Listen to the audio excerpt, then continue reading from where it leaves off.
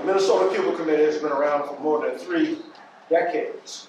And our mission from the very beginning has been about how to end the illegal U.S. economic blockade embargo against the people of Cuba. As some of you may know, the United Nations has voted again for more than the 30th time to condemn the blockade embargo with a vote of 185 condemning the blockade, and only 2 countries, the United States and Israel, supporting the blockade. One of our tasks, and we've been derelict in doing that, is trying to get that information about that vote that takes place every year to the wider public. And the reason why Washington, in many ways, can get away with what it's doing, because the U.S. public simply doesn't know about U.S. foreign policy toward Cuba and how it's seen by the rest of the world, which is registered by the annual vote in the United Nations.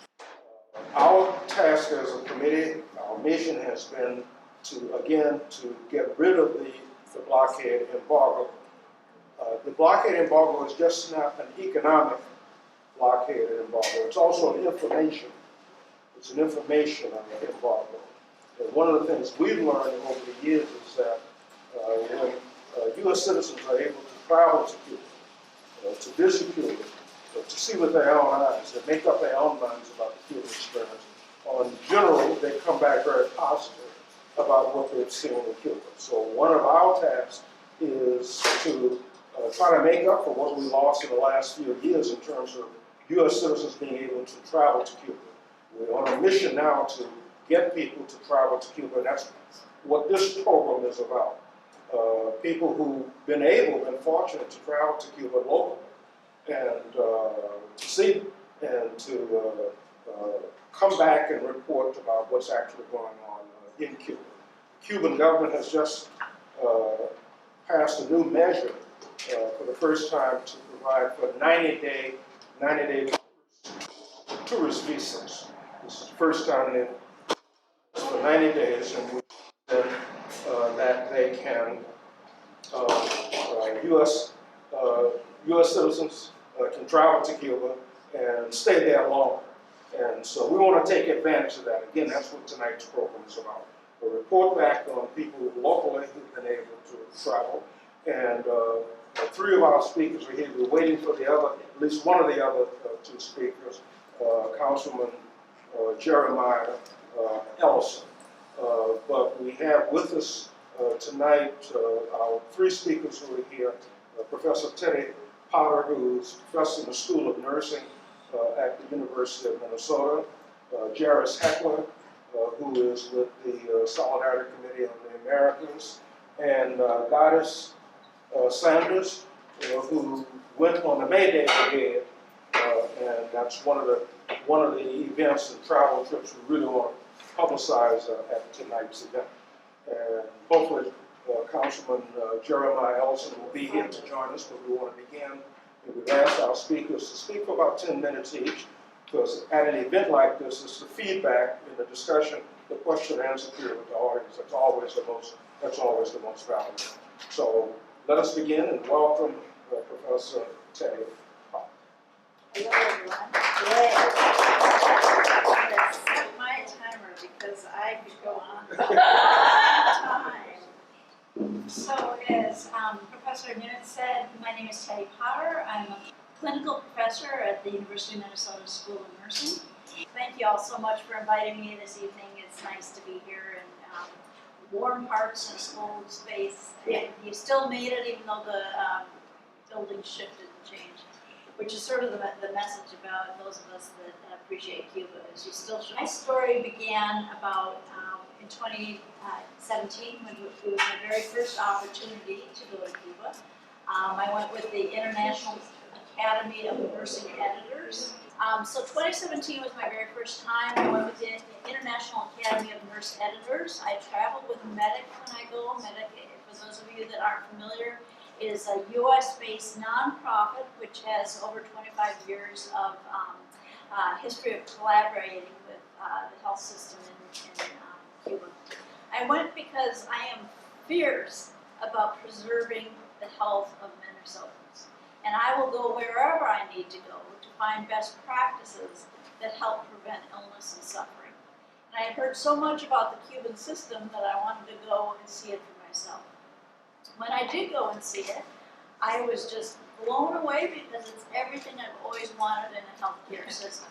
It's a flip model. It is not an illness care system, which we have in the United States. It's a healthcare system, which starts very strongly and is grounded very strongly in prevention and health promotion. And it's exactly where we need to be. It's exactly where we need to go. And so I continue to bring people to Cuba to see it. Because I'm a believer that you can't build what you don't believe is possible.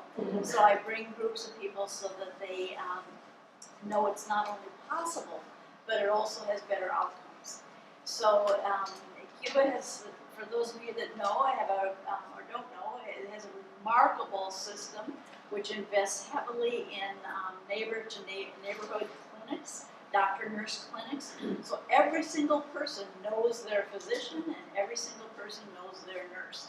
You don't have to wait in long lines to get seen. You just drop by the clinic and show them your rash or that you've had sniffles or that you've got something else going on, and it can be addressed right there at the neighborhood level. So I love that. That's where you want to invest, is way, way upstream. They also invest in housing, social determinants, all the things that we know are related to health. So I've taken 6 different trips. 3 of those, one was bringing leaders from MHealth Fairview, one was bringing university leaders, another was bringing leaders in healthcare nonprofits, and then I brought 3 trips of students, and then we're going again. To a person, they have said it's been life-changing. To a person. And I have students scattered all over the country talking about this model. We've set up some collaborative pieces in that I've been, we've brought some prospective authors from Cuba to write articles for a journal that we have running out of the University of Minnesota so they can publish some of their work. We also have supported engagements with Cubans around COVID vaccination. So during COVID, we obviously couldn't make trips down there. We were having troubles getting things set up. Well, we just couldn't go. The flights were canceled. None of us had adequate vaccination at that point. So we set up COVID forums with our experts at the University of Minnesota, sharing with their experts down in Cuba to share information about which, how are vaccines being developed, how are they being tested, what's their efficacy, are they being used, for children, how are you getting people to become vaccinated. So we had 2 COVID forums that were with their top leaders, and our top leaders as well. And those were very positive, and out of that came an agreement that we would sign a memorandum of understanding. So we signed virtually the memorandum of understanding in May, which will allow us to do research together and collaborate on research ideas. And we signed it with the National School of Public Health and the University of Minnesota. Then we went down in September and signed the agreement in person at the Pan American Health Organization offices. Few observations from our trip in September that I want to share with you. One is that the blockade is worse than I've ever seen. There's food lines, bread lines. I've never seen that before in Cuba. Because of the restrictions on tourists, there aren't nearly the number of tourists down in Havana. People are really struggling to make an income. It's the very first time I've had somebody on the street say something about Americans. In the past, I've always asked, how can you be so kind to us given what you're experiencing? This is the first time that people said, this was the first time that people said, you Americans promise but you don't deliver. And that was news on the street. And that was the very first time I had experienced that. But the belief in what they're doing is just as strong. Their commitment to what they're doing and their citizens is just as strong. I will share that we had experienced two pretty historic events while we were down there. One was Hurricane Ian. We lived through Hurricane Ian and what that was like. I know blizzards really well, but I don't know hurricanes. So to see how a whole nation responds to hurricanes and preparation. And so it was quite fascinating to see Cuba, which was able to evacuate 50,000 citizens in the western part of Cuba. And they were able to really, they called it right. This is when the hurricane's coming. This is how strong it's going to be. This is what we need to do as a nation. Huge amount of solidarity, which is no surprise, in getting their citizens safe. And then that same storm, same wind, same ocean, same everything, went right over and hit Fort Myers. And our public health system was not successful. Not because they didn't try, but the citizens don't believe government, they don't believe they have to evacuate, they don't believe they have to cooperate. So to see those two side-by-side events was quite remarkable. We were also down there when the family vote went through. And so anybody who says, anything bad about people that they don't get to vote couldn't be further from the truth. They get to vote, and they get to vote on significant issues about their future. So nobody knew how this vote was going to go. It was Sunday when we were down there, and they voted in all little hamlets and little town halls, and everyone got to vote. Every person got to vote on the new family law, and it passed, which is a wonderful thing. So in closing, I just want to say that we have so much to learn. Every time I go down, I learn something new. I am personally wanting to study their response to climate change, and so we'll be bringing down a group hopefully in the near future around planetary health and climate change and how they're preparing to have adaptive citizens in the midst of what we're facing. So I'll turn it over. Thank you all so much.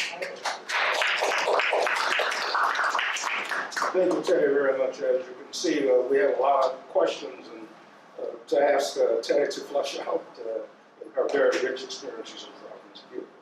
I'd like to now turn to the councilman. Yeah. Since he has just arrived, Councilman Jeremiah Ellison.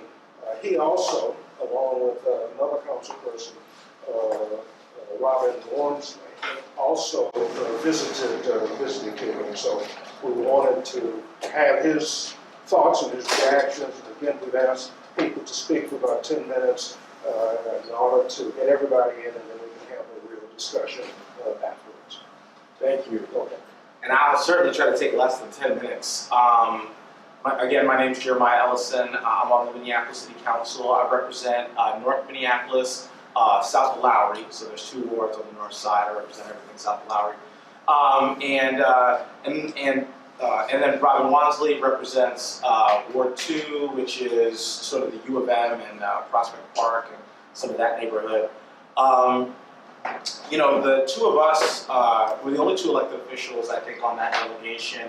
A lot of community activists, a few electeds from the Massachusetts area as well. And I think that we were really interested in understanding a little bit of what I heard on the back as I entered here a little late, which was how does government work? We work in local government, we administer services, and we wanted to get a greater understanding of how the Cuban people, kind of facilitate their government, how the government administers services. We learned quite a bit about their system, about how it works, about their local governance, their hyper local governance model, and it was really a transformative experience for me. It was my second time going to Cuba, so I had been to Cuba back in 2016 as well. That was more of an arts delegation. Before I ran for office, I was a mural painter and a comic book illustrator. And so that was kind of more my focus, and so that was the focus of the trip. Fast forward a couple years later, and I've been in office for 5 years, and so I kind of wanted to see that side of things. I think I definitely want to invite a lot of questions, and so I'm gonna try to keep it kind of to a minimum. But I went on these delegations with Witness for Peace. Is everybody in the room familiar with Witness for Peace?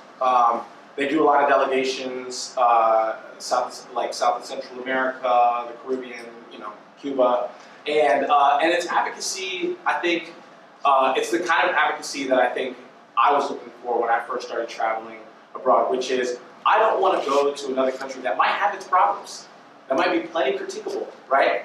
And finger wag at them as an American citizen, knowing that we have policies here that affect how things are done in other places. And so I always tell folks, like, 100% here for the questions, 100% here for critiquing this government or that government, but maybe not our role when we travel. Maybe our role is to understand, how exactly American policy is affecting and creating what's happening on the ground here, whether that be Mexico or Colombia or Cuba. And the truth is that, you guys don't need me to tell you that, Cuba's been engaged in this 60-year sort of abusive relationship with the United States of America with regards to sanctions. We refuse to admit that they have pursued their model of government and that they've stuck with it that long. And there are countries all over the world who have turned over governments a lot quicker than that, a lot quicker than Cuba has, right? They're dedicated to this model. I think that's what we found. Now, does that mean that you're not going to walk the streets and run into people that are going to say, oh, I hate it here? Yeah, you're going to run into that there. You're going to run into that here. And so you're going to run into that in Minneapolis. You're going to run into that in the suburbs of Minneapolis. And so I don't think that those things are an indication of the success of the model. I think that the longevity of the model is an indication of the success. I think that the most recent vote is an indication. The family code vote is an indication of the success of their model. And those are the things that we were really trying to understand. If Cuba can do what it's doing now, given all of the sanctions, given the fact that it's hard to get even basic necessities like toilet paper, that would be so much cheaper and more accessible if they could just buy them from the coast of Florida. But they can't. But if they can sustain their model for 60 years under that kind of pressure, then what could they do if the blockade was lifted, if the embargo was lifted?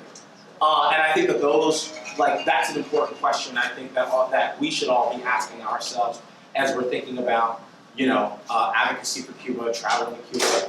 The other thing I'll say is that it's one thing to sort of know these things in an academic sense, right? Like I did years ago, kind of academically, I agree with, ending the embargo, ending the blockade. But it is a whole other experience to go there and to experience life on the ground there. And I think that's what the Witness for Peace delegation really allowed for. And the first time I went, I actually got to take my mom, who she has a lot of mobility issues, and so we had to get a wheelchair. We had to and luckily back in 2015 I was a little more fit than I am now, because it was a physical task, trying to get her, getting her around. It's not. They don't have ADA laws. They don't have the ability to sort of to build curb cuts everywhere and then put elevators everywhere. And so there were certainly some challenges there. But I'm really grateful that she got to have that experience, because it was something that she really enjoyed being exposed to.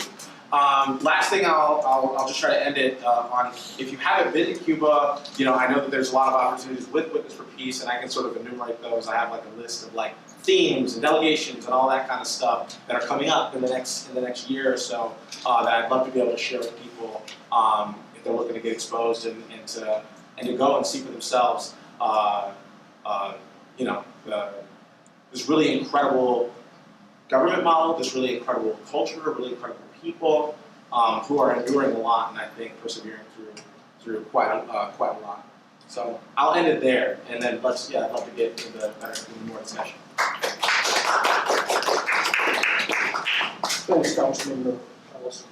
Jerris Heckler has been a long-time supporter, defense of the Cuban Revolution. I've had the privilege of working with for many years, and who will be speaking on behalf of the Solidarity Committee of the Americas. And she'll talk about her experiences. Jerris? Hi.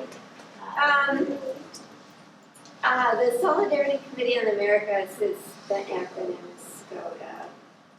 I came from special education. There's so many acronyms. I get anyway, and that's a committee of WHAM, which is when we get military madness.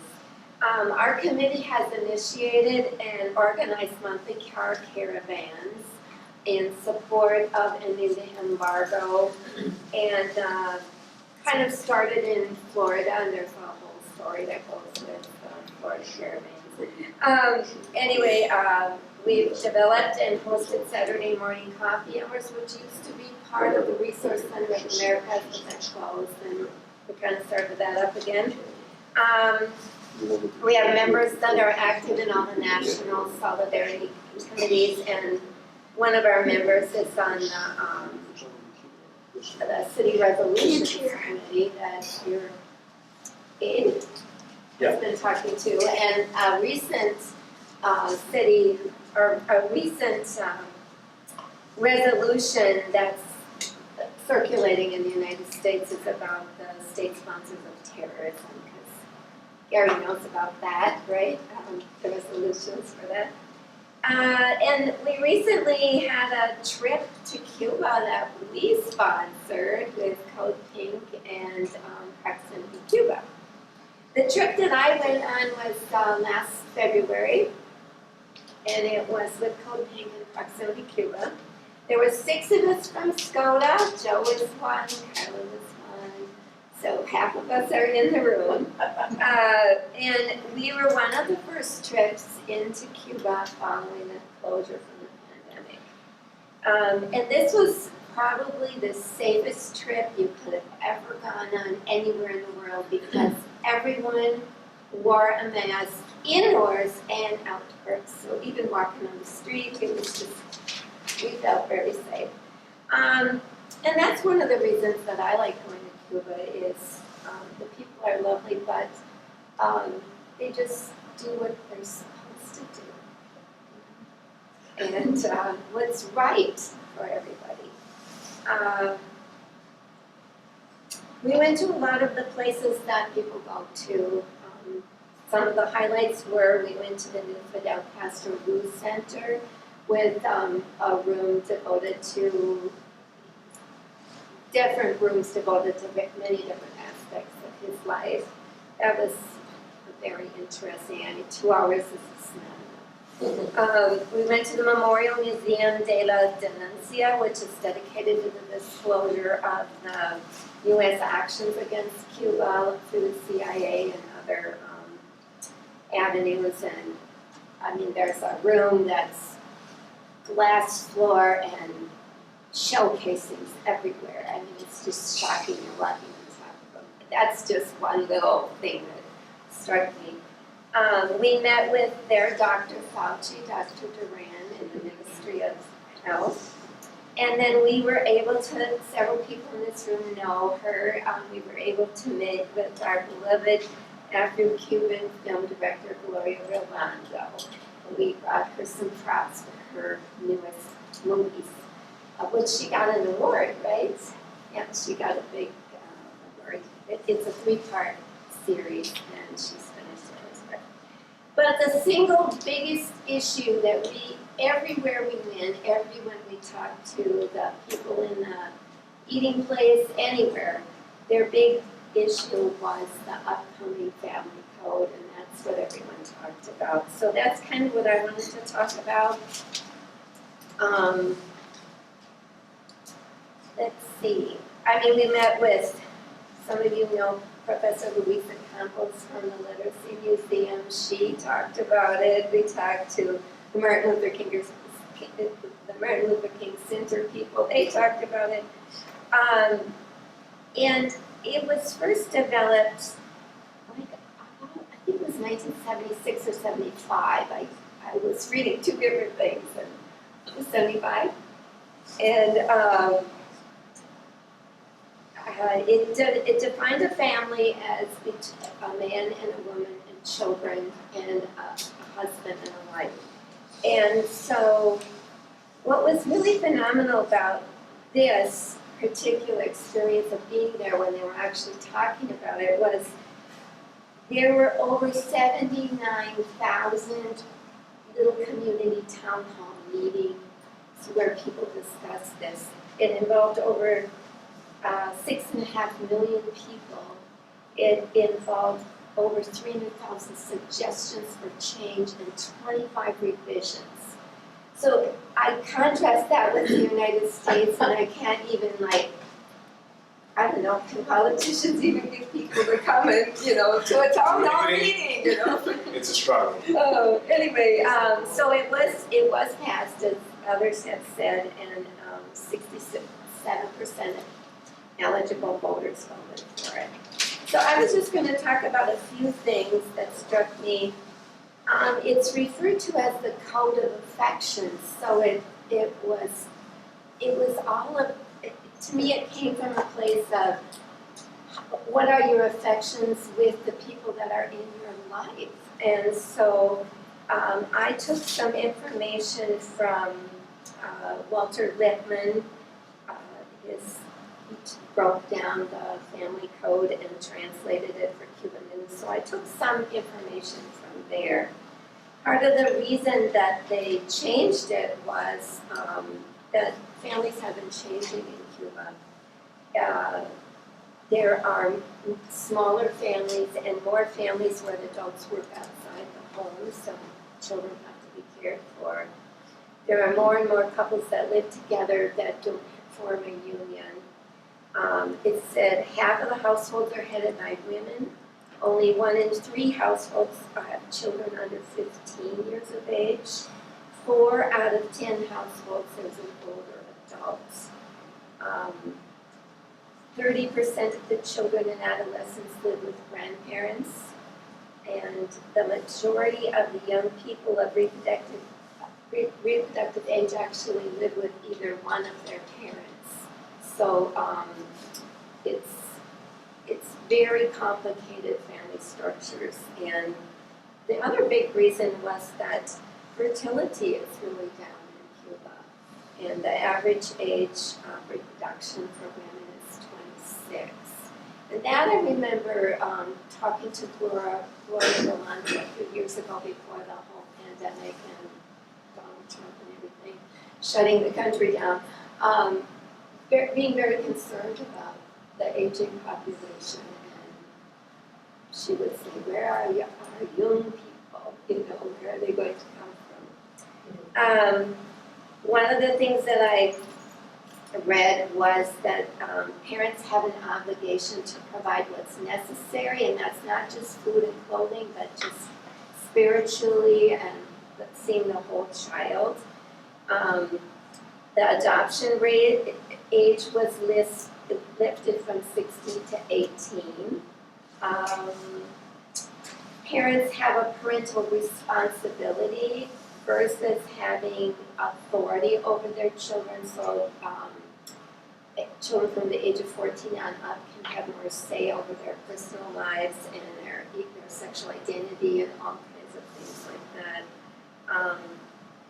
Here's one of the quotes. It says, ensuring the best interests of our children implies that our decisions as parents should be aimed at their welfare, and also that they have the right to say no if, for example, an attempt is made to impose child labor or physical injury or sexual abuse. So it really kind of directs the people what they should know, how to take care of their children and families. There's protection against violence in families, particularly minors, aging people being taken care of by caregivers, relatives. they were talking about people being, their family members taking their money and things like that away from them. And when we were there was an incidence of reported domestic violence. And what we heard about it was that the police officers, which I don't know the Spanish name for it, they went to the place where the couple was having trouble, and they sat down and talked with him for 3 hours. Wow. And no one was arrested, and no one was killed, and no one was assaulted. So it was just a very striking thing that this conversation was going on, and then we heard about this experience, and it was amazing. The family code also expands marriage for same-sex couples. It allows people more different kinds of families to adopt. It just goes on and on. And one of the other big things is there's more protections for people with disabilities. I don't know. I think you could read a lot of these. I wanted to read, I don't know, I wasn't watching the time. But I wanted to read this little thing that Miguel Diaz-Canel said. The bet for the approval of the family code in the referendum is also for the democracy, for the virtue of being Cubans, for the happiness of each child or adolescent, for the autonomy and decision-making power of each senior citizen, for the inclusion of each person with disabilities, for the condemnation of family abuse, for the respect of family diversity.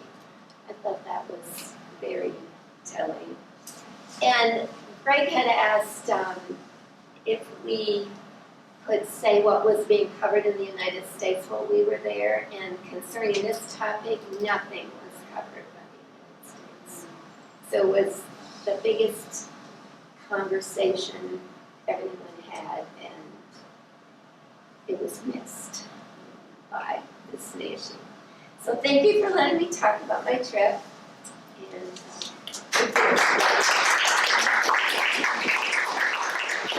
Thanks, Jerris. That's very informative and generate a lot of questions that the audience, I'm sure. One of the oldest ways to visit Cuba, been in place, trips to Cuba that's been in place for decades, is what is called the May Day Brigade. And the May Day Brigade is organized by Cuba's chief solidarity organization called the Institute for Friendship with the Peoples. And again, the May Day Brigades have been around for decades. And Minnesota, I'm happy to say, was represented in the May Day Brigade this year with all the challenges that came with doing that and given COVID and so on. And we're looking forward. One of the purposes of tonight's meeting is to plan for the next May Day Brigade. And, but by way of introduction to our participant, who I had the privilege of working with to make sure she get there, we have some footage of her in Cuba at the May Day Brigade with the one of the central events of the May Day Brigade is to participate in the mass march. The mass march that takes place on May Day.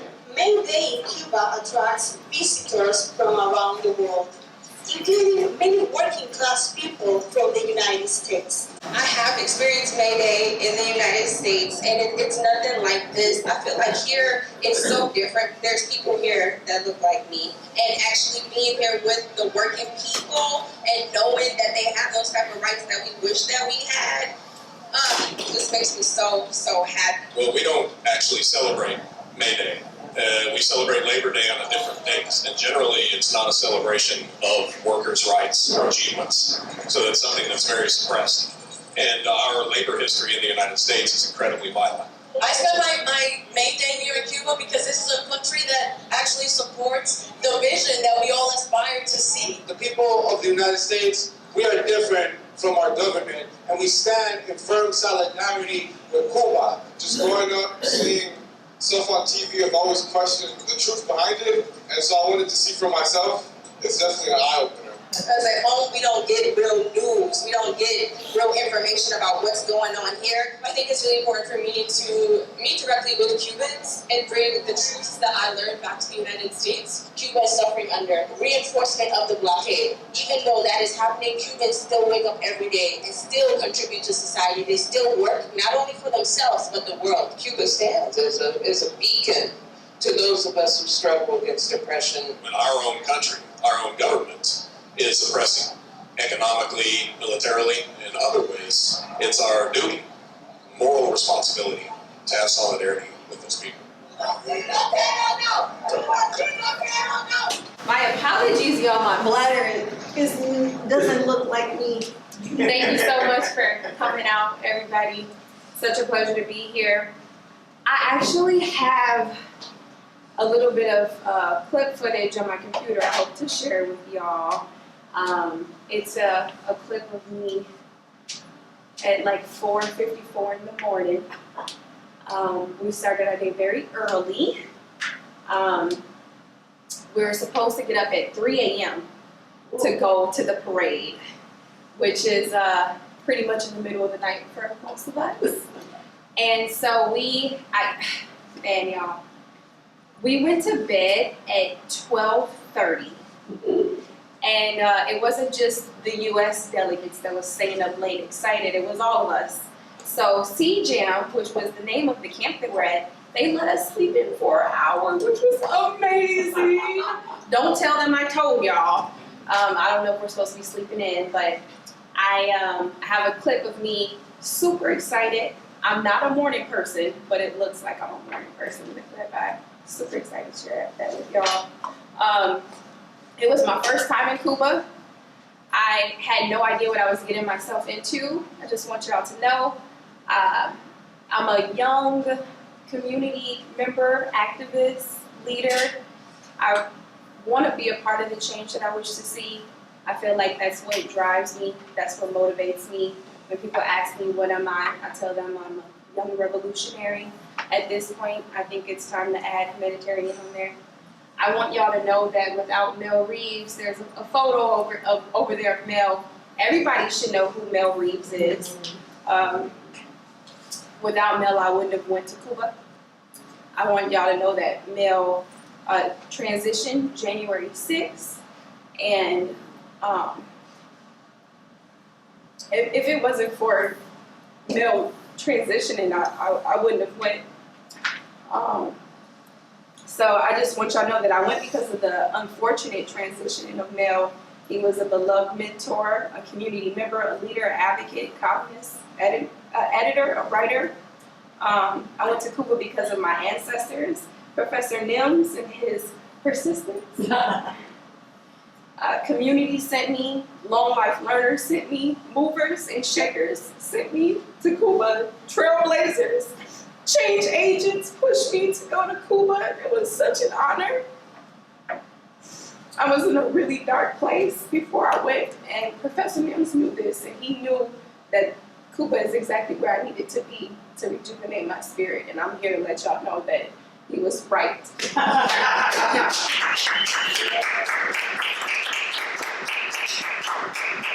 I will admit, I was a little nervous. I was a little scared because I thought I would be going with a small group of folks.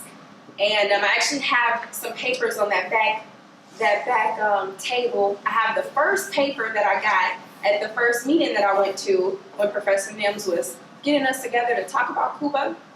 And when I found out that no one else was going, I was like, this is for me.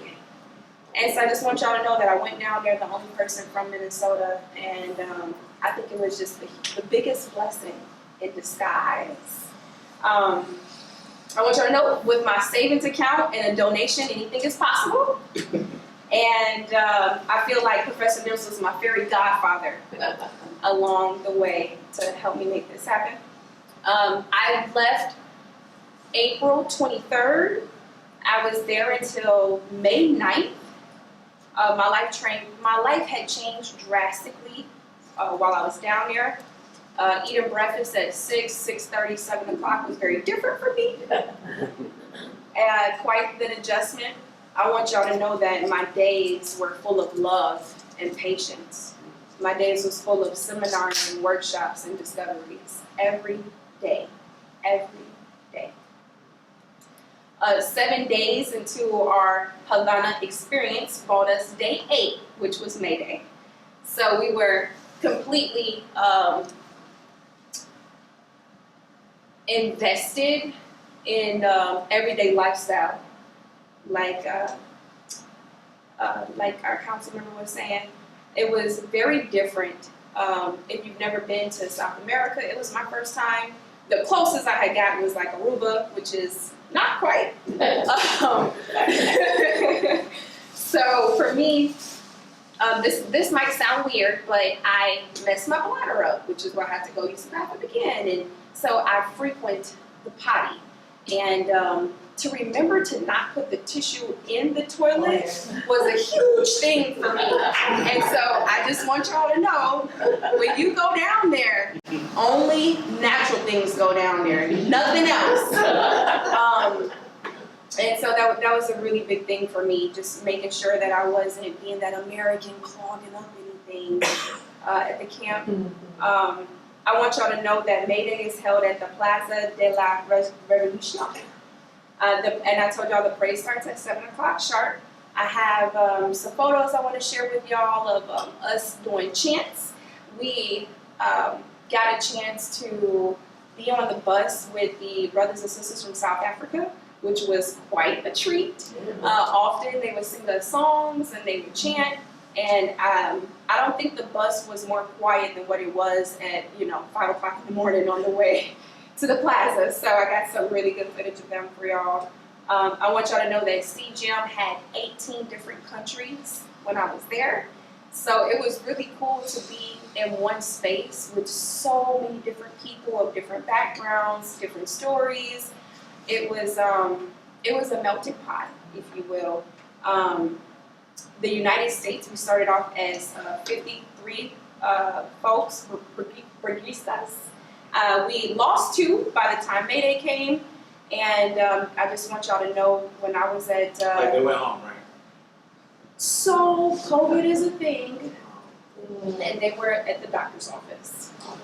What I will say, there was a little scare. There wasn't a scare at all because we're in Cuba, and no one left with medical bills. So that's always a beautiful thing. Viva Cuba!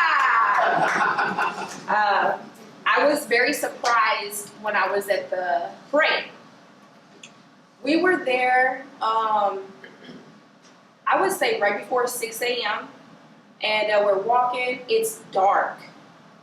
And I'm thinking like, I didn't know what to expect. I've never even seen May Day footage online. So I went down there with a complete open heart.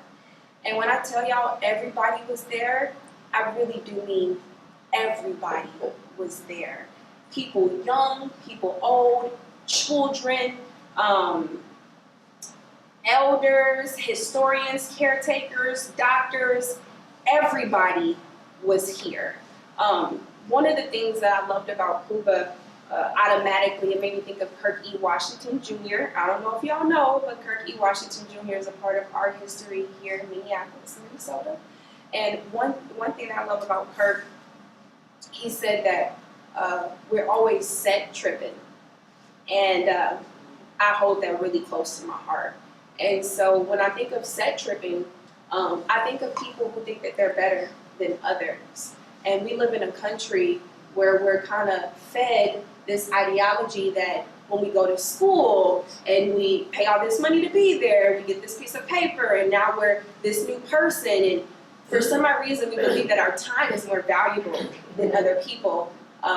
When I was in Cuba, not only has this always been in my heart, but interacting with others and engaging with others and having conversations. If someone is away from their family for 10 hours, they're away from their family for 10 hours. Versus another person is away from their family for 10 hours. Because you went to school and you put yourself in debt, it doesn't make you better than somebody else. And so What I really loved about being in Cuba is it didn't matter if it was the caretaker, it didn't matter if it was one of the researchers that I met that helped to create the COVID vaccines.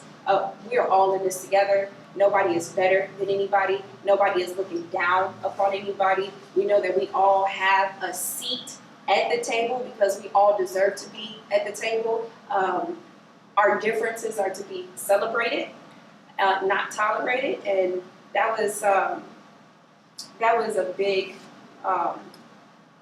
moment for me where it was a hoo-ha moment that this is possible. And so when you talk about bringing people down there to see that this is possible, that's also what I felt as well, that the promised land is a lot closer. As long as we're willing to travel there, we can see it with our own eyes. Let me see a couple more things that I wanted to bring up.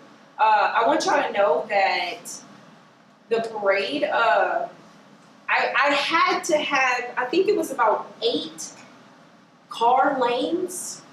So if y'all could imagine something like that, I've never seen something so big before. And I would say literally for the first 2 hours, people across all 8 lanes full. Like, I would bet my savings account that I had to have seen at least 2 million people walk by. No BS. And originally we were supposed to be in the parade, but even better, we got to actually watch. I don't know how long that standing or walking would have been, right? Because people had been standing up for about 1.5 hours, 2 hours to get their spot. So we were really happy that we got there early enough to get like prime seating. And I do have some photos. We were pretty much right under where the Cuban 5 and the president would be. So it was really, really exciting, y'all. We're the perfect spot. That's where also I got to meet Liz. She was there, and she pretty much did interviews with most of us. One of the things that I'm very proud of also, y'all, is the only Black people that came to Cuba were people from America. I thought that was really interesting. It also shows that there's still a lot of work to be done, because from all the other countries, no one cared enough to send Black or brown folks down to Cuba. I think that's a conversation to be had. Something else that I want to highlight is that we had the youngest delegate down there. She was 17 years old.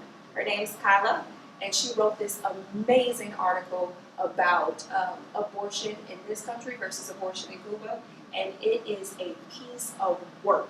Like, when you read this, you would not believe that someone under 18 wrote this article. I gotta send it out. Make sure y'all sign in. Anybody who's interested or signs in, I can send y'all a copy. And Kyla actually skipped out on graduation to be with us. And so, you know, she literally skipped out on some rite of passage things to experience that with us, and it meant a lot. And also, we had one of the oldest folks with us, Ken Morgan, out of DC, Baltimore area, and Ken is 77 years old, y'all. And it was such a beautiful thing. We had someone else in our group, Bill Sachs is 73. We had Gloria. I was singing that to her all the time. Gloria was 72.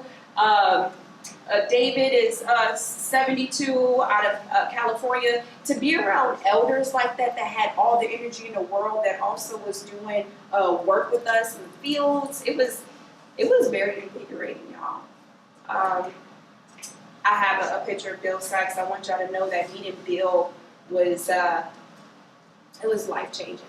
Bill's first time in Cuba was in 1971, and he's been doing the work pretty much longer than my mom has been alive.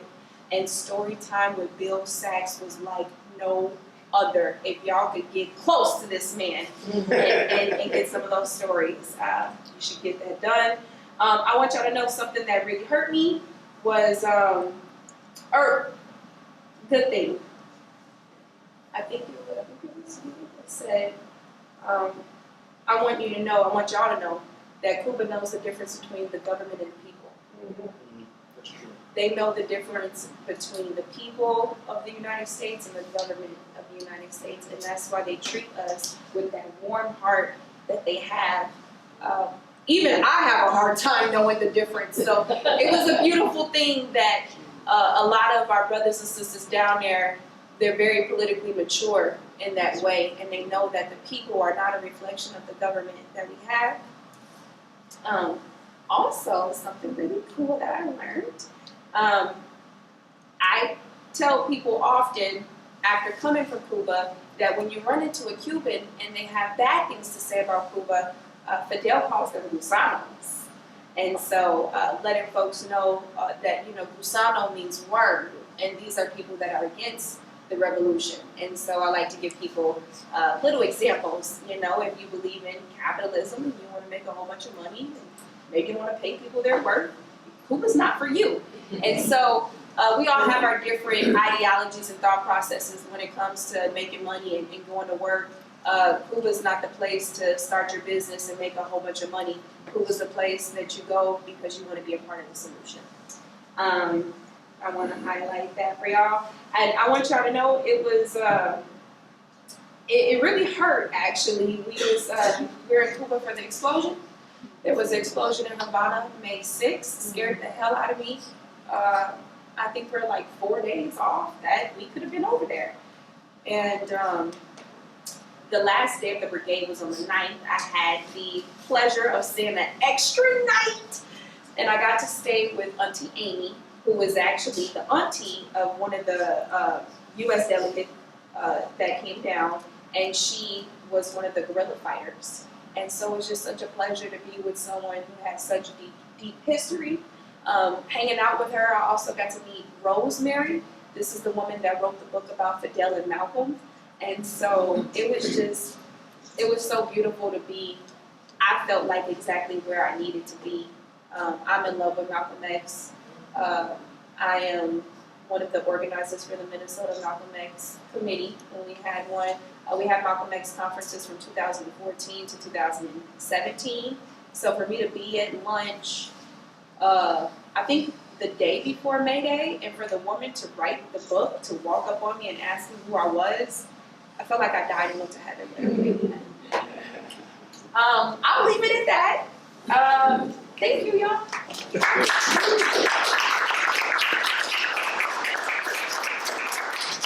Thank our panelists very much for their presentations. It's time for you, but maybe before we begin, Gary, do you want to say something about the May Day Brigade? We want to. Yeah, Gary Friedel from the committee. We got a report from our national organization about the plans for 2023. And we do consider this one more out of the pandemic with a greater possibility for participation than even your brigade. The goal, in fact, is to have between 75 and 150 participants in the brigade. It will basically cover the same 2 weeks, a week before May Day and a week after May Day. And because there is a realization that at least some of the people who participate, not the older folks who are retired and have incomes to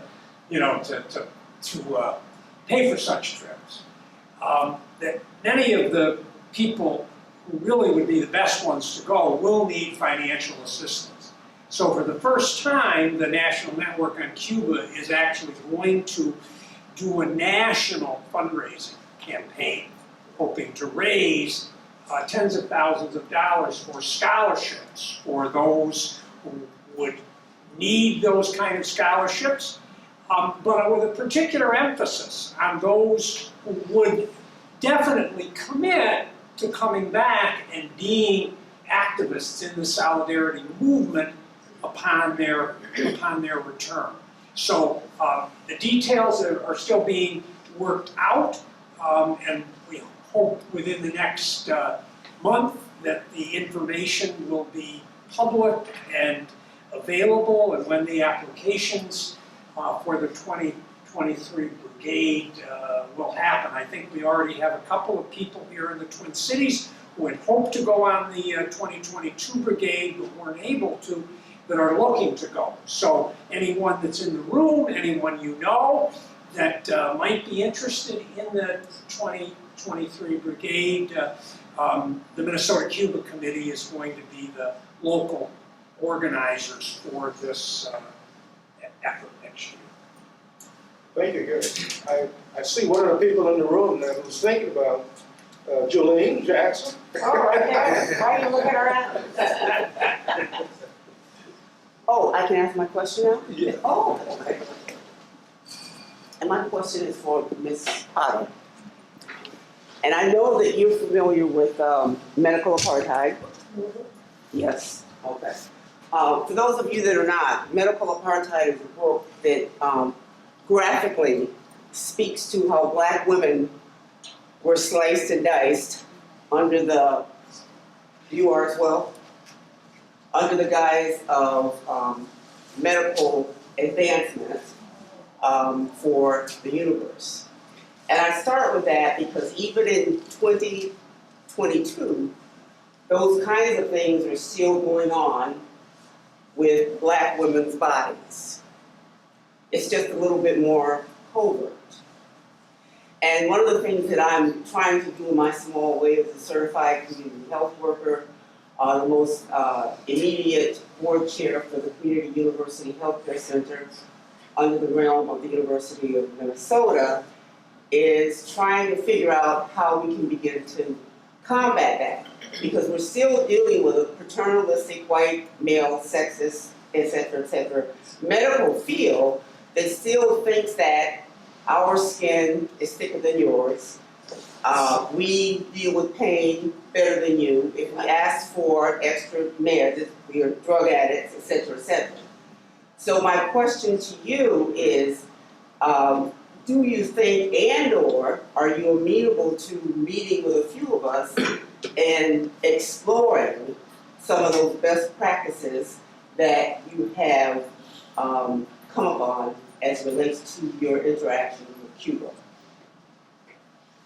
Thank you for your question, and thank you for your concern and your passion for justice. It helps all of us to reveal any time people are not treated with dignity or as fully human. So thank you. I have no problem with meeting with anybody to share with communities what we've learned. I would be the very, very first to say we are just basically learning how to crawl. We are not experts in this. We are observers and go to seek a different way of doing things. But if somebody wanted to hear what our observations have been, absolutely we're willing to share things. I mostly bring nurses down, so we're looking at nursing care rather than surgery, but we have had surgeons that have come on some trips. But we want the information to get out to the people. How does a highly functioning system work? Because it's not, as you say, top down, and it's not, it's participatory. It's got to be a full partnership of people who trust their provider. The provider listens deeply to what the person needs and what they're saying, and we're very willing to share that. One piece that I am really trying to promote is the whole Cuban view of health, and I was sort of embedded in a story, so if you'll allow me to tell this story. There was a person getting diabetic foot care by a nurse, and I was watching, and she was asking him the traditional questions about his insulin use and his diet and all the things we'd ask here. And then she said, well, what kind of shoes do you wear? How far do you walk to work? And what kind of job do you have? And after he left, I said, oh, that was brilliant. I love that. I love those questions. And she said, well, inside, outside. And I said, what's inside, outside? Well, I might as well have said, like, who's Florence Nightingale? Because she said, that's how you nurse. And what they do is they see this, if this is the person, they're concerned about the inside, the cellular effects, the acid-base balance, the, electrolytes, all of the things inside. Here's the person, and all the things outside, their shoes, their job, their housing, their family, their experience of chemical use or not chemical use. And it's all one seamless human being that they're constantly considering, how do you care for?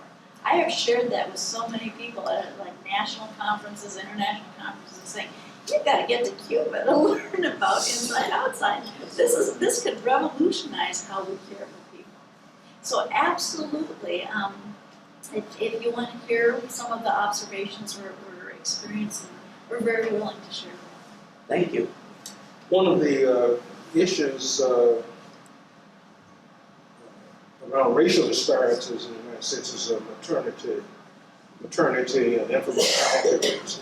Maternity deaths and infant mortality rates. And I understand someone on the city council has been looking into this question, seeing whether or not can we learn from Cuba on this question. I think, Greg, you may know some of the details about this effort on the, maybe what about, maybe Jeremiah? Yeah, in terms of like the medical exchange, exchange of information, yeah, it's something that we got exposed to in this most recent trip. We learned about the biotech industry down there in Cuba and some of the advancements that they have, and including some of the treatments that they have to prevent, for example,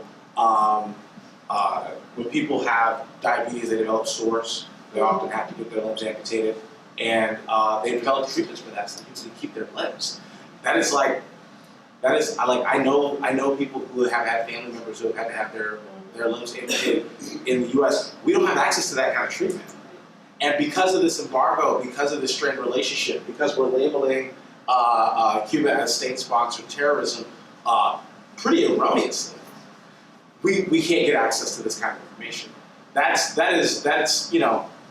now we're hurting ourselves now, when it comes to like technological advancements. They also have different treatments that can curb and help prevent both lung cancer and the development of brain tumors, brain cancer. These are things that we don't have, and so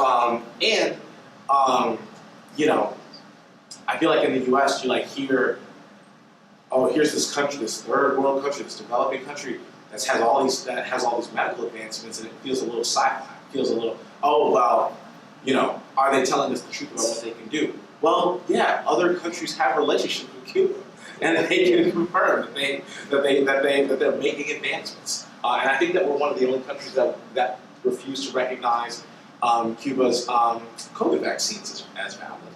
And the rest of the world has recognized them as incredibly valid. And so I can't remember if it's the University of Boston or BU, or Boston College, that has a relationship with some of the biotech companies that are in Cuba.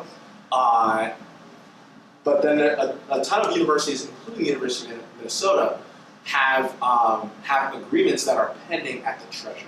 And so we're trying to get those agreements from pending to actualize, and that's a part of some of the advocacy that myself and a few others have been a part of since we've gotten back. Cutting off our nose to spite our face. Oh yeah, absolutely. To piggyback that, when we were there, they had 3 vaccines that were completely done, and they're working on 2 more. So to have almost 5 vaccines is a big deal. And then Cuba sends out more doctors than any other country in the world.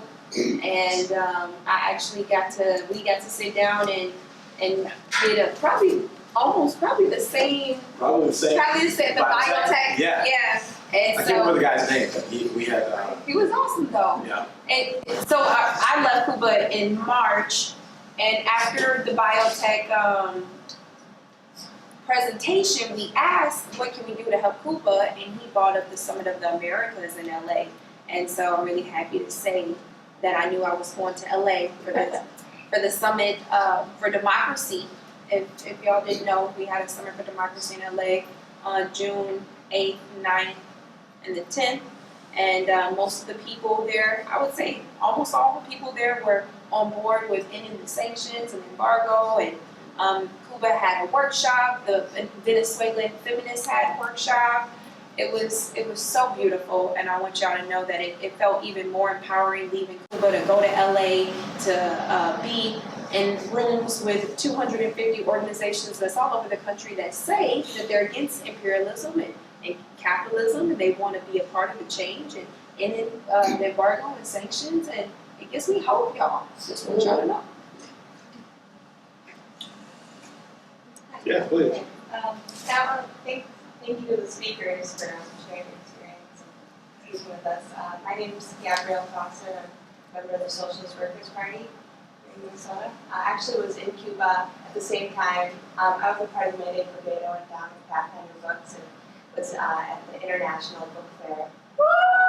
Yeah, and 17 days, right? Yeah, it was. Oh my God. So in the May Day March, it was millions.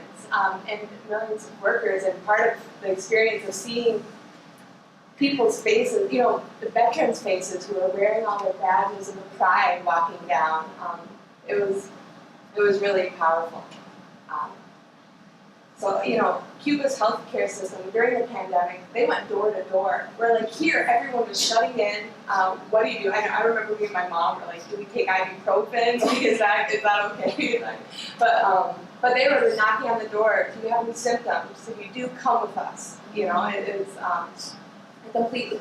And for the first 6 months or something, they didn't have any deaths.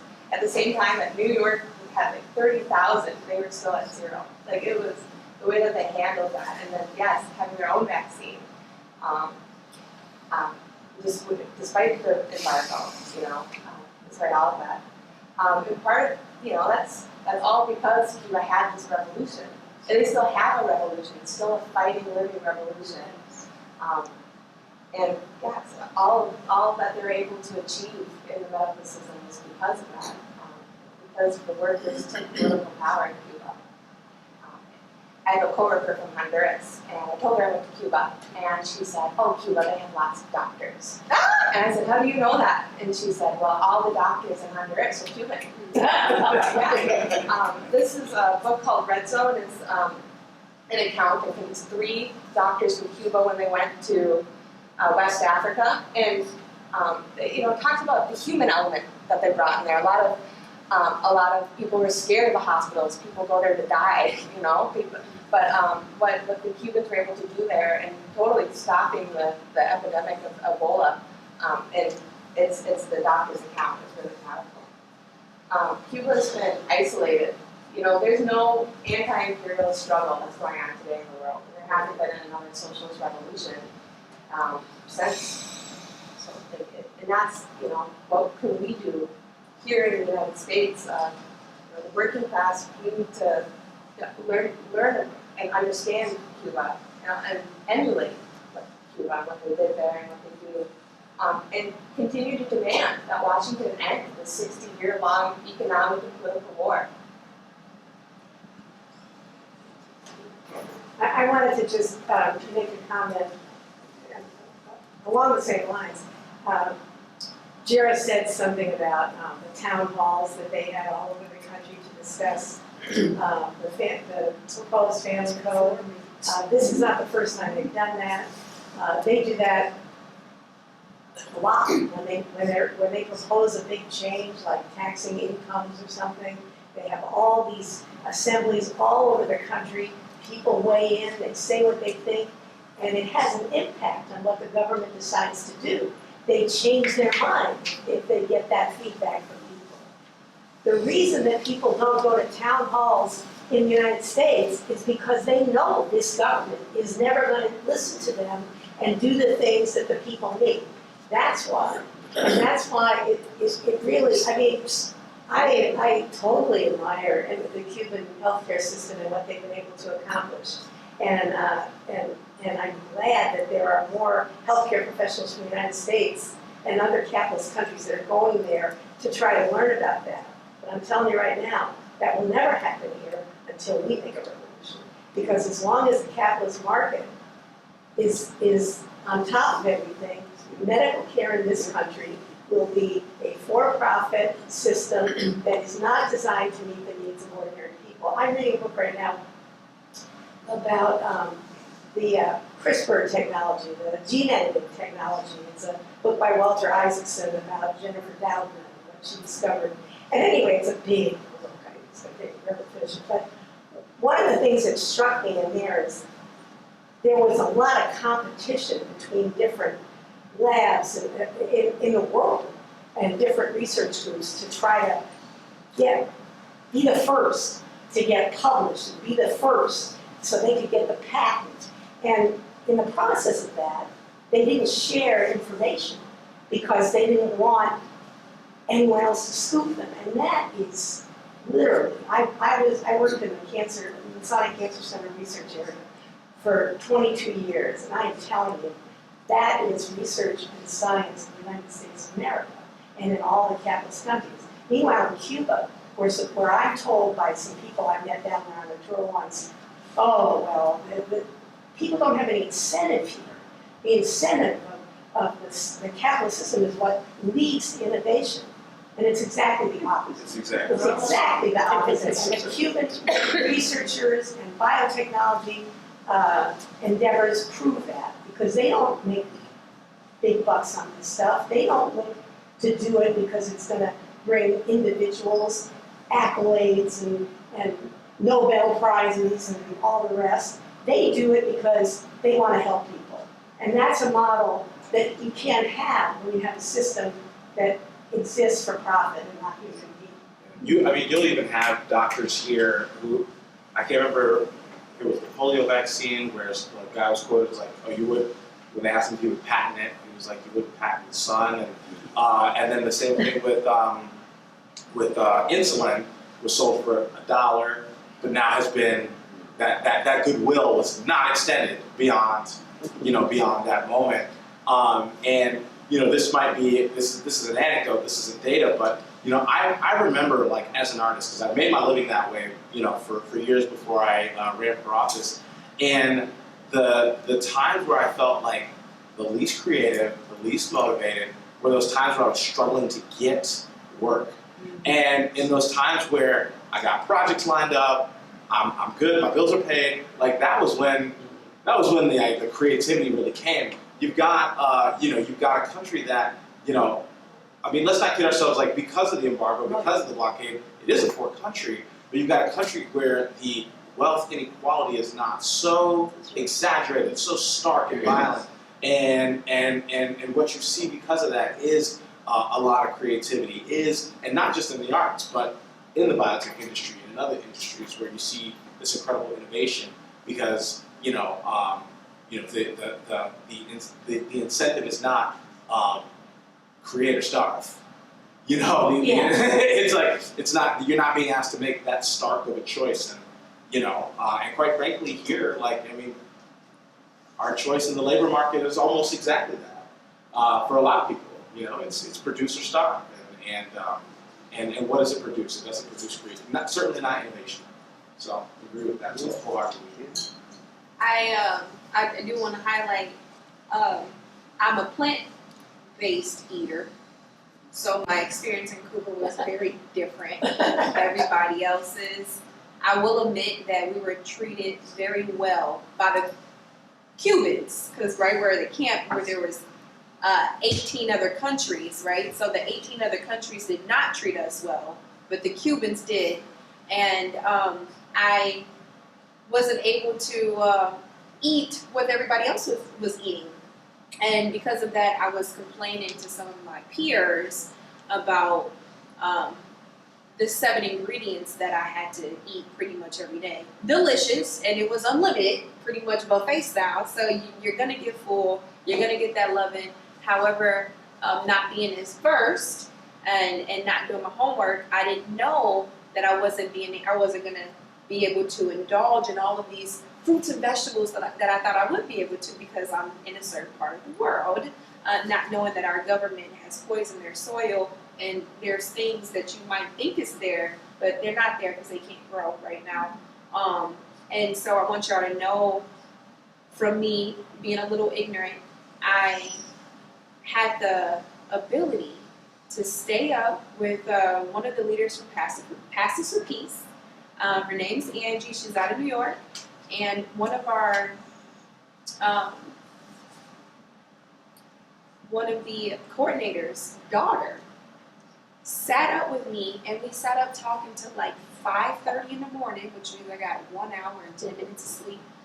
And when you say learn about Cuba, and they were just pretty much checking me a little bit and checking my United States capitalistic thought process, you know, and reminding me, hey, you're going through what you're going through because of the country that we live in. And I feel like I needed that reality check.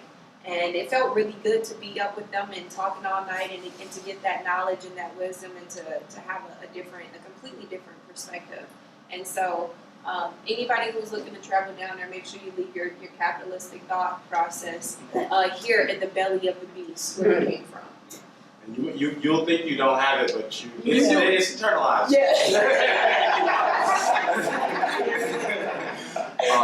Yeah. Old habits got hurt. With that being said, I wanted some French fries one night, and woo-wee, it was so hard to get to those French fries. But when I got to them, I was very grateful. It's the small things. Yes. Yes. What you just said reminded me. The three of us are going to Cuba in a couple of weeks. With a witness for peace. Oh, great. Oh, awesome. And when you talked about we've internalized our capitalism, even though we are left or progressive or whatever, my little story was when I was with the delegation in 2013. We were at a senior center, and the leader, the worker there, who ran, in every neighborhood was a senior center. People walk over there, play dominoes, listen to music, dance, and that kind of thing. And so I asked him, I said, how much sick time do you get? They looked at me, I figured out, he says, I have as much time I need to get well. We parse out maybe paid leave time. Yeah. And it's only so many, you know, if Yeah. you run out, you're in trouble. Yeah. That's just, that's capitalism in our brains. I felt so silly when you said that. Yeah, absolutely. Yeah, it's baked into our bodies. It really is. But the Cuba delegation really does a 180-degree job on your head when you can see a functioning socialistic country with so much spirit and so much creativity and innovation. It's phenomenal. Or even seeing other people like complain about something that maybe you were going to complain about, and you're like, oh, that doesn't look real good. Now that I'm seeing it. So like, yeah, because it gets so internalized, and yeah, absolutely. I came home and thought the grandkids who complain about little things. There are big problems and there are little problems. And what you're complaining about is a little problem. What's the focus of your particular delegation? Well, healthcare is going to be Is healthcare. but education. But we're going to get in some arts too. Great. Yeah, I mean, you have to. And learning. Yeah, wait. Great. A question for both Dr. Potter and Councilmember Ellison. Council member was in a meeting with 5 council members, I think 5 heads of directors of different areas of the city of Minneapolis, and the 2nd chief of mission of the Cuban embassy recently, and wondered what your vision is of city government trying to connect with Cuban entities to work on issues such as the vast disparities in treatment of people of color in healthcare, etc., education.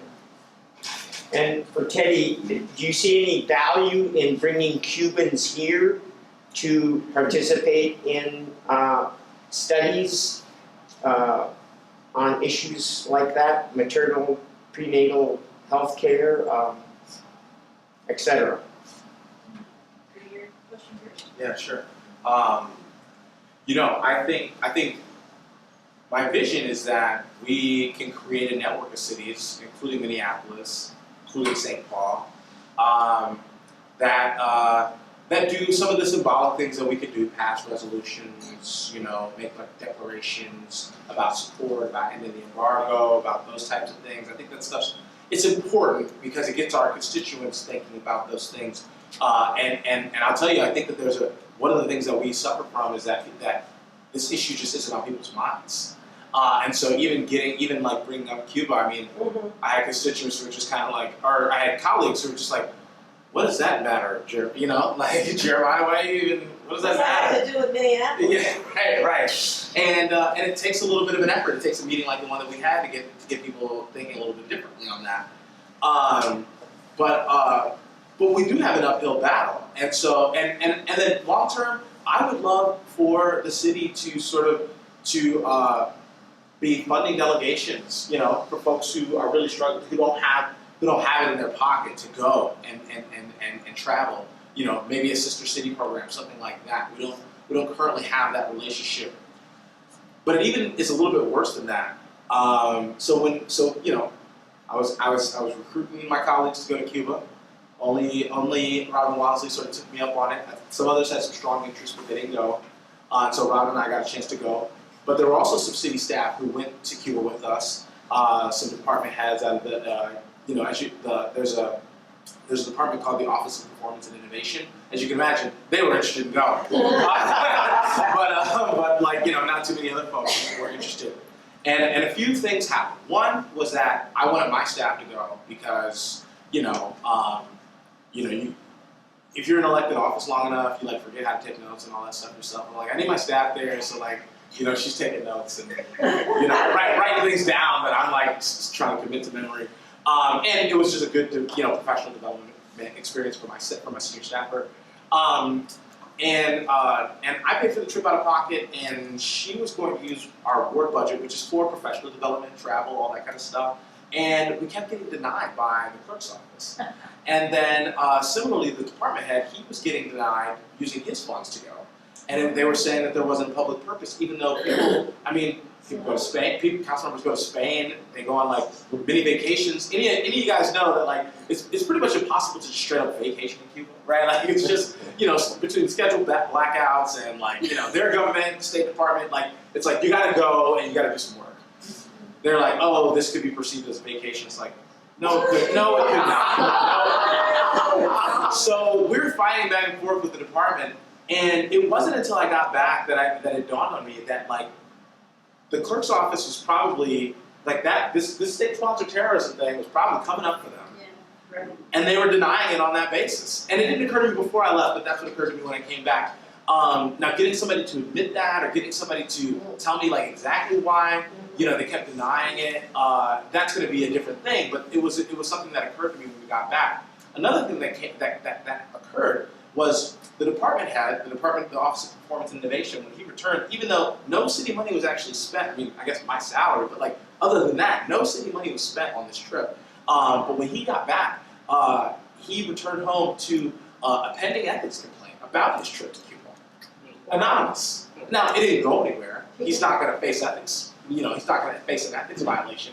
But the fact that there was even a pending complaint, that somebody saw that he was going, and they took great enough issue with it to try to make it, a professional stain on his record. That was very telling to me. It kind of unnerved me, and I'm not going to lie. And so, these are some of the uphill battles. Yeah. After that meeting that we had, a couple of us had to spend a solid hour explaining to the council president why the state-sponsored terrorism was erroneous, because she heard that and she kind of shut down. I'm not writing anything that's gonna, for a country that has state-sponsored terrorism labeled on them. And I said, well, that's the point of labeling them that way. Yeah. It's so that it erodes goodwill, right? And so, and I think that she got there, but it just took such an effort, where she didn't want to confront anyone in the meeting, but then she left and was just like, I'm not writing anything, and I'm not signing anything that has to do with Cuba. And so, my vision is that we could create something really meaningful. You know, there's programs like the May Day Brigade, there's programs like Witness for Peace that have long histories, there's programs like the Cuban Artists Exchange, you know, that were, I never, as a muralist, I never got a chance to be a part of that, but I know so many Minnesota muralists that were part of that exchange. And so I think that, like, you know, raising the profile of the embargo, its impacts, is really important. And then I'll sort of end my answer this way. I was really struck when we spoke with the director of the Martin Luther King Center while we were in Cuba, and she was saying that you know, that because of Trump's you know, new sort of sanctions, and because of some of the natural disasters, the explosion they face, that she felt in all her years organizing that sort of the Cuban project, this revolutionary project was as vulnerable as it had ever been. And I think that you go and you see these amazing organizers, you experiencing these amazing events, you see this model that we have demanded fail, and it has succeeded for over 60 years anyway, in spite of us. And you sort of think that that's unbreakable, but it's not unbreakable, right? All the things that are being done are designed to break it. And so I think that for me, it's really important to help people understand how this issue is relevant to them. And I'm realizing through my conversation with the council president, through my most recent trip, that politicizing folks that are my age is maybe more important than I realized. You know, there are a lot of folks who were around in the 60s or maybe born in the 60s, who this issue is very relevant for them, right? Relevant for a lot of you all in the room if you're that age. And then there's a whole generation of folks who, like, you know, they don't really know, they don't remember the Clinton, I can't remember the kid's name, but they don't remember the Clinton. Yeah, they don't remember the Elian Gonzalez thing. They don't remember, just Cuba's just a non-entity to them. And I think that that's a paradigm that we have to shift, because, you know, when people go down there, when people understand the political ramifications, when people understand what the revolutionary project has looked like thus far, they get pretty invested. It's just a matter of getting that exposure. Versa Ramos Brigade, the Versa Ramos this year, I think it's their 51st year going down, so they've been doing a lot. But then we tolerate the nonsense with Trump. Yeah. So, is it a national security threat that Cubans come to the United States, and how's the University of Minnesota going to get Cubans to Minnesota? Well, there are visa issues, and we're aware of that. But I think thinking strategically, the Cubans will be the first to say, "Don't replicate our system. You need to come down, see what we do, reimagine what your system can look like, and start to work within your system to build a more equitable, just system." So, in a way, it's sort of a metaphor. Bringing Cubans here is similar to taking a root out of the Amazon and putting it into modern urban center and say it's going to do the same thing. It is not going to do the same thing. It's part of the culture, part of the soil, part of the whole beingness of being in Cuba. So we need to go learn, bring as many people as we can to learn, observe, and then say, and how can we use what we learned and observed to transform our system? How can we do that? We are talking about and working with medics, so when the U.S. has Elam students, Latin School of Medicine students that graduate from the Cuban school, let's bring them to Minnesota. Let's start to bring those students that learn a different way, are educated in a different way, so that they can work side by side with us in our systems. They're Americans, they get our system, and start to help us transform our system.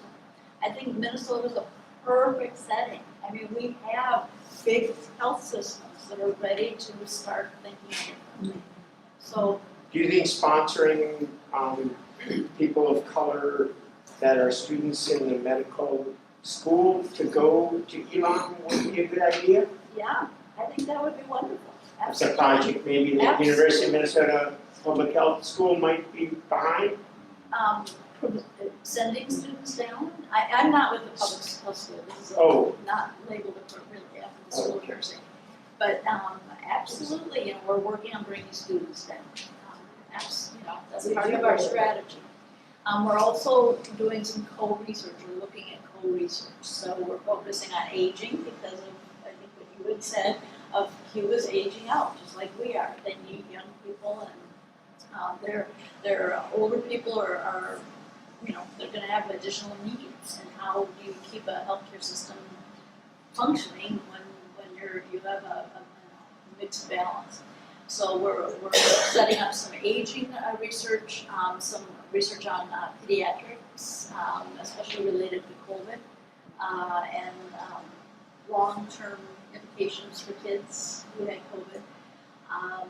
We're looking at the vaccines.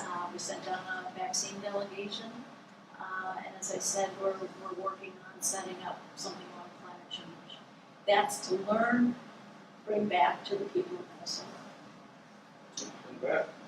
Yeah, my name is Edward Food. I'm also with the Socialist Workers Party. I wanted to just bring this home to our country. Everything everybody said is very important, and learning about Cuba is very important. The Cubans will always tell you, you go back and work in your country and see what you can do to change your system. And I think we need to be cognizant. People here have already said about the problem is the system we live under. Until we change that system, you're not going to make any fundamental change. And the reason I bring that up is because in a few weeks, there very well could be a rail workers' strike in this country. And the major media, the government, Biden, President Biden and his labor secretary are all saying we're not going to allow that strike. They're supposed to be pro-labor, but they're not going to allow that strike. And why are they going on strike? Not because of money. It's because of quality of life. They can't take off to go to a doctor. In fact, the rail bosses have said if you want to go to a doctor, you have to give us 3 weeks notice, and you can only do it on Tuesday, Wednesday, and Thursday. Otherwise, you can't go. That's the kind of thing that the rail workers are fighting against, the right to have a decent conditions on the job, the right to not be on 24/7 call every day, including your days off.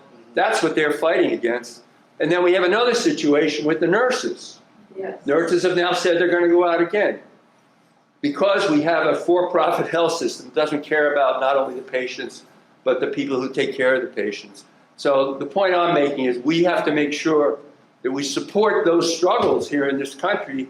And it's also a way to show the Cuban people. A lot of Cuban people, you know, think everybody is like reactionary and right-wing and all that. They need to see what the possibilities are of people making change in this country. And by people struggling and fighting, they can see the possibility, and we can do that also here. So.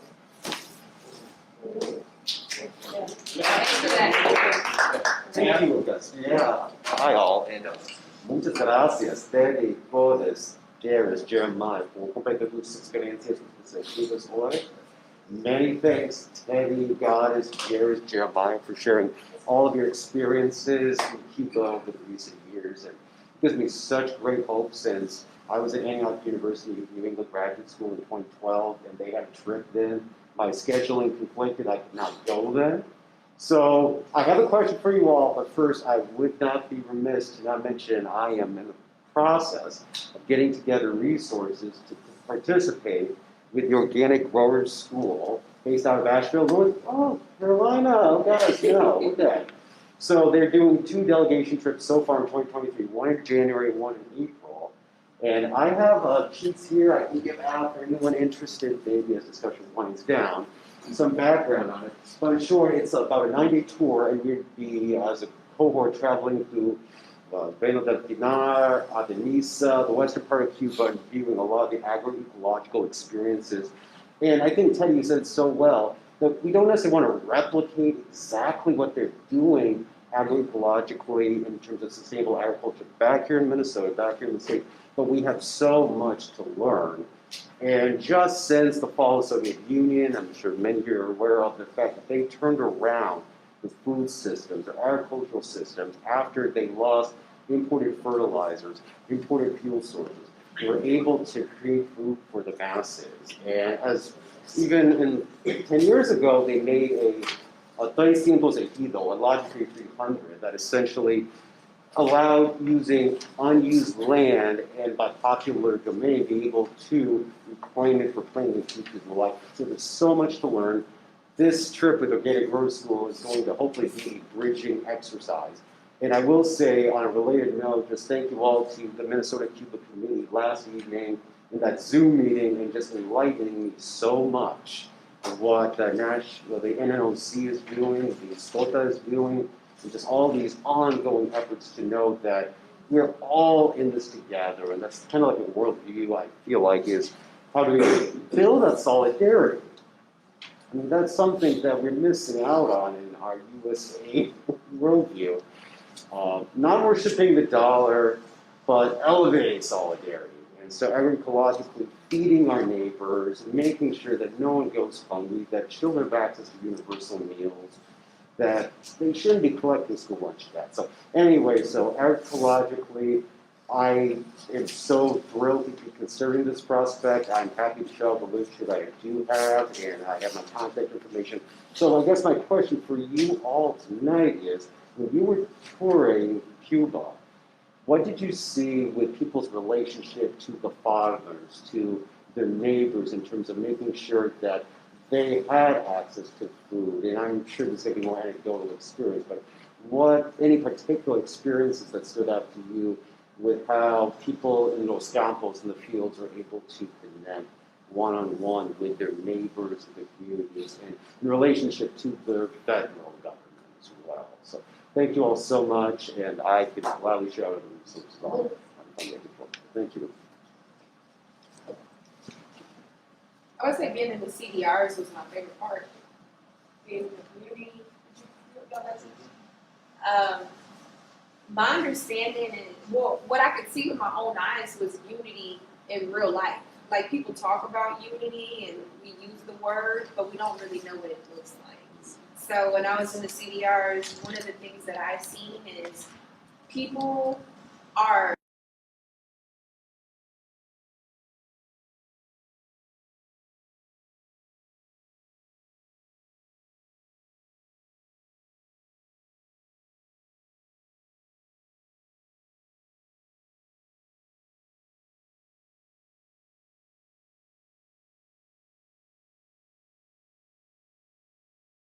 each other. They're working together as a unit, as a team in the communities. You brought up how in the CDRs they have doctors on, I think they said every 2 or 3 blocks there's doctors there. So if somebody wakes up in the morning and have a fever, they know exactly where to go to. They don't even have to, a lot of places don't have to go to a clinic. They can just knock on the doctor's door. So I would just say, just from a bird eye view from being in the CDRs, people are moving together. If there's a problem, it's not just their problem. They handle it together as a community. I love that. We saw that as the hurricane went through, and I think that everybody on our trip marveled at that, because the high winds went through a lot of branches down. I think within overnight, by the next morning, the neighbors had like piled up all the rubbish. It was all along the sidewalk. It wasn't laying over the street, except for big trees that still had to be cut down. Everybody had done their part. There wasn't no sitting around waiting for somebody else to do it. It was, okay, we're in solidarity, let's get going on this. And I might be different. I guess I want to share that I think many Americans can do this and do this. In that you looked at COVID and you had neighborhoods, people checking in on each other. Can I go grocery shopping for you? I know that it's hard for you to get out. If blizzard happens, okay, how can I shovel? Can I help push a car out? There are pockets of people doing good work. There's pockets of people being very creative, creating new things, new models. We just have to find each other and focus on those models rather than the ones that you hear about all the time that suck the air out of the room that are really problems. Let's be lifting up these models where people really are doing good. It's here. I mean, there are pockets. I know people that are doing really good things. Just to chime in, I there's starting to be a little bit more of like a private business, businesses in Cuba, right? The land's still public, all that, but like some of the, and a lot of them are food businesses, and there are like two examples of things that I noticed. So when we were out in La Cienega de Zapata, or like in that area, a little bit more in the rural area, we went to this guy's restaurant that he would cook, and you could tell that like whenever we were pulling up, because we went there twice before we left. I know, right? We had a big group, and he's a local guy. We're trying to make sure that we're spending our money, with him, and I guess I can't confirm this, but you could tell that like whenever we were coming there, we were spending so much money that I think it allowed him to maybe buy a little bit more than he had to feed us. And he was using it to feed all of his neighbors. Like, it was just like very obvious, like, okay, people are coming through. Like, and I wasn't mad at it. It's like we're subsidizing, like, like a couple of meals, kind of in this immediate couple of blocks here. And so that's kind of one. Like, it's just an example of like, I don't know what the situation is. I'm not saying that folks like didn't have food of their own, but like clearly this was a moment where he maybe could get a little bit more higher quality of something, or get a little bit extra of something, and people wanted it. He's a good cook, he's got his restaurant. Maybe folks who can't patronize there are like, okay, you got a big group of coming through to like get a little plate and go. And so that was one that I thought was kind of cool. The other one was a group of us went out one night. And, resources can be scarce, and like, I don't fully know how bars and restaurants get restocked, but there was a group of us. We were definitely in our American bag a little bit without realizing it, and we were ordering drinks, and we weren't really being too mindful about how many drinks we were consuming. We don't know how much alcohol they have. They want regulars to be able to come in who are working. And so if we drink them out, yeah, they'll make their money, but like everybody else, and they totally checked us. And I'll never forget, it was like we had a moment where it was like one of us was like somebody in our group was like, oh, we're gonna do another round, and Sir was like, what is that? What's another round? I don't know what that is. Like it's like not even like. Y'all have each had 2 drinks, like, chill out. And it was like, it was a little bit like kinder than that, but it was very much like we were kind of realizing like, oh, like, we have a culture where we go out and we drink as much as we can pay for. And these folks are like, we're a local bar. We gotta have something for these guys when they get off work tomorrow. You know what I mean? And we can't just sell you all of our alcohol. Like that was kind of the energy they gave us, and it was something that I thought was really like, it could seem kind of small, right? We're talking like a couple bottles of rum, whatever. But like it kind of dawned on us, like, oh, okay, cool. Like to them, maintaining that relationship with their regulars was more important than like getting a bunch of cash off of us that night. If I could just add, if I take the liberty to say I have to what people have just said. I'm from New Orleans, as some people may know. Hey. And Hurricane Katrina, to me, was a very, very important learning on the differences between Cuba and the United States. And in New Orleans, my parents were able to get out of the floodwaters there because people were indeed coming to their aid. These local pockets of solidarity and so on, people across racial lines, which is very important in New Orleans. But the big difference is that in New Orleans, solidarity was organized spontaneously. It was organized based on who you knew and didn't know and so on.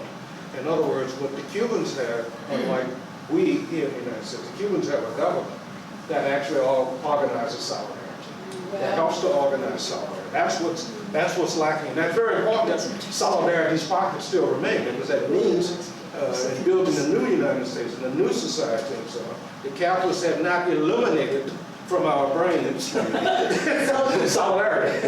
And that kind of solidarity will be extremely important in building a new United States. There was a question behind you. There was a question behind you. Okay. Yes. Well, no, I appreciate the person bringing up like militant organized labor, but I went on a May Day Brigade in 2019, and I noticed that a lot of the other countries, the people who came, were part of unions, and no one in the U.S. who went on the trip was in a union.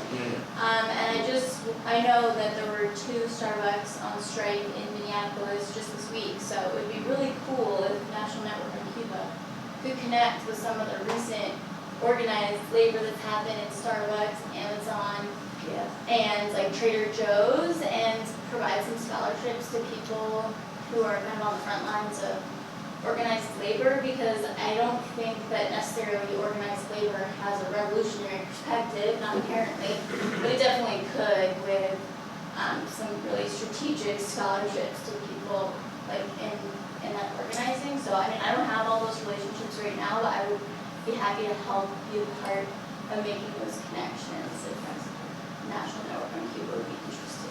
I just want to, can I highlight just that, like, that point? I just want to lift that point up, that there's a cognitive dissonance here, I think, between people who are living, like, what I would refer to as, like, revolutionary values, but they don't even think of it that way. And so I have a friend who's in a union. I actually have two of my best friends are in different unions. One's an iron worker, one is a municipal worker, and both of them sort of would regard themselves as like apolitical. And if I was to talk about a concept like socialism with them, they're like, what are you even, like that's some lefty crap, I'm not trying to hear all that. They're engaged in like a socialist practice, right? Like more so than I am as an elected official. They're in a union. And I think that when I talk about like people needing to be politicized, it's about like closing the gap on that cognitive dissonance. Because I do think that there's a lot of working class people, like even like the trade unions, for example, there were like conversations with the trade unions about the Viking Stadium, right? Where like a lot of people were like, how does this benefit us? And the trades were like, we get to build that thing. Like, we don't care what people are saying. And so, like, I think that like there does need to be. I think there's a lot of room for some politicization, not just in the unions, but you mentioned that, and I'm glad that you mentioned that, because I don't think that unions in the United States inherently, or union members in the United States, I don't think inherently view themselves as like inextricably linked to like a struggle happening in Cuba, but they should. Because they are. And so, yeah, anyway. I agree. I thought that was a great point. I agree. That's why it bothered me to see that there was not people that look like me in Cuba from other countries, because it's like people who look like me definitely work in unions, and their struggle is parallel to the struggle, so they should be here. So, thank you. Carl? I wonder if you have any of you have any comments or thoughts about, well, you know, we just concluded COP27, which was a ridiculous disaster. Cuba has declared a policy that climate change is its tarea vida, it's life's work. Do any of you have more information about that? I know there's been a documentary about it, which I haven't seen yet.